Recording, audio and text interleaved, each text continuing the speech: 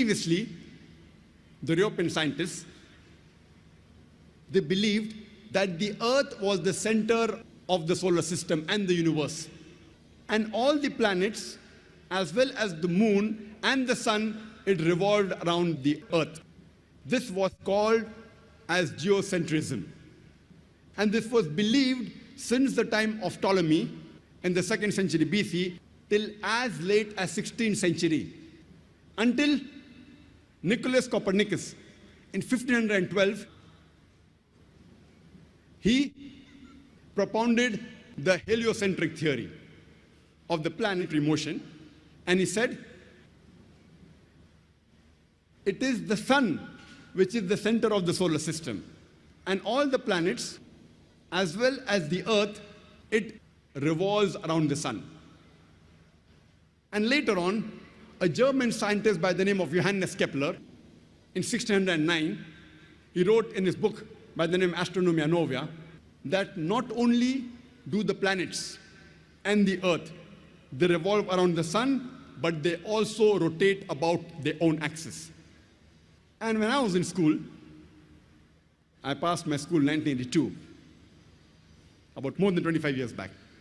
There I too read that the planets and the Earth, they revolve around the sun, and the planets and the Earth, they rotated about their own axis. And the whole solar system, also in the galaxy, it revolved, including the sun, but the sun did not rotate about its own axis.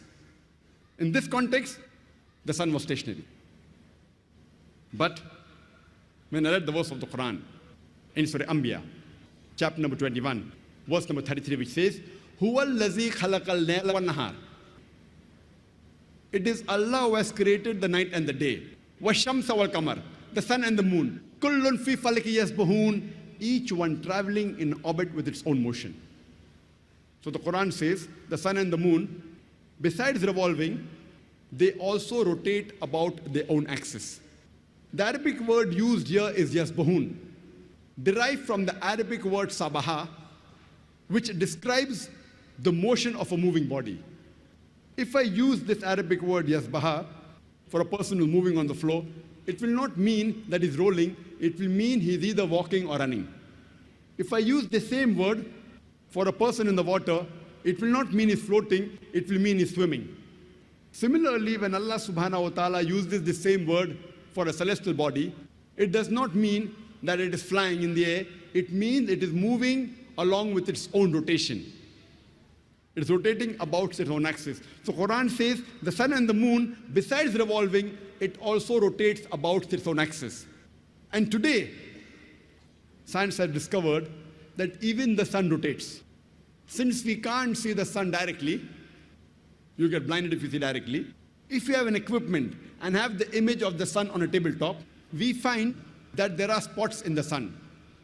And it takes about 25 days for the spots to complete one rotation, indicating that the sun takes approximately 25 days to complete one rotation.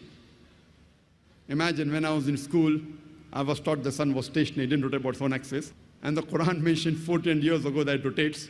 And now, alhamdulillah, most of the schools have incorporated that the sun also rotates. Further, we read in the Quran, it's mentioned in the Quran in Surah Yasin, chapter number 36, verse number 40. It is not permitted for the sun to overtake the moon, nor the night to outstrip the day. The moon and the sun. Kullun fi falaki yasbahun, each one traveling in orbit with its own motion. Now the scientists say that the orbit of the sun and the moon is different. So there's no question of the sun overtaking the moon. That's what the Quran says. And today the scientists, they tell us that the sun is moving in a direction in the universe to a particular fixed direction, which is called as the solar apex. In the constellation of Hercules, also known as Alpha Lyra, at a speed of 12 miles per second. And today the scientists, they tell us that the sunlight we have is due to a chemical reaction which is taking place since billions of years. And one day, this chemical reaction will cease. And so will the light of the sun cease to exist. And so will the life on this earth cease to exist. But the scientists say it will take another few billion years. Quran gives a similar message. In Surah Yasin, chapter number 36, verse number 38, وَالشَّمْسُ تَجْرِي لِمُسْتَقَرٍ لَهَا, that the sun is running its course for a period determined, to a place determined. The Arabic word used here is mustaqar, which has two meanings. Either it means for a period determined, or it means to a place determined. And today science says that the sun is moving to a particular spot known as solar apex, and it will exist for a particular time period. So both the meanings of mustaqar, to a place determined and for a period determined according to science, is perfect. Imagine, Quran mentions this 1400 years ago. نور على مر الزمان تألقا وأضاء للدنيا طريقا مشرقا وهدى من الرحمن يهدينا به للصالحات وللمكارم والتقى هذا كتاب الله أعذب منهل أنعم به من مورد لمن استقى